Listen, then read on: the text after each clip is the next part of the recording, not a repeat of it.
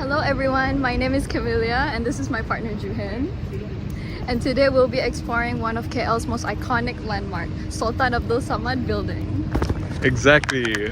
This building was completed in 1897 and it sits right in the heart of KL.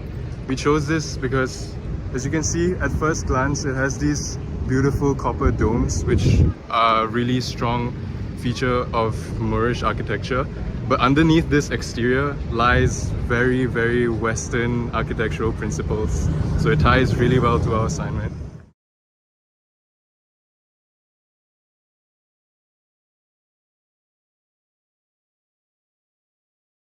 Let's quickly look at its history. This massive structure wasn't originally a mosque or a palace. It was built by the British colonial administration to serve as their centralized government headquarters. Right, it housed the Secretariat, the courts, and the Public Works Department. Fast forward to today, it's a major heritage site which currently houses local vendors while also being a great place for a photo shoot. It's also the iconic backdrop for our National Day parades at Dataran Merdeka, making it a fascinating space where colonial history meets modern Malaysian identity. Diving into our observations, let's start with the spatial layout. If you look at the floor plan, the organization is incredibly rigid and rational. You've got this dominant central axis with linear corridors leading to administrative offices, finishing off with two distinct end pavilions. When you step outside and look at the facade, the strict symmetry is impossible to miss. It's decorated with a continuous arcade of horseshoe and multifoil arches, topped off with those beautiful Mughal-inspired copper onion domes, also known as chatris. As for the materials, the builders used what's playfully called the blood and bandages style, which is basically red exposed bricks mixed with white plastic trims. Structurally, it relies heavily on the Western load-bearing masonries and late 19th century British engineering. So looking at the stylistic features of this building, it's actually a really cool contradiction. Looking at the symmetry and the proportion, it's very obviously neoclassical and Western.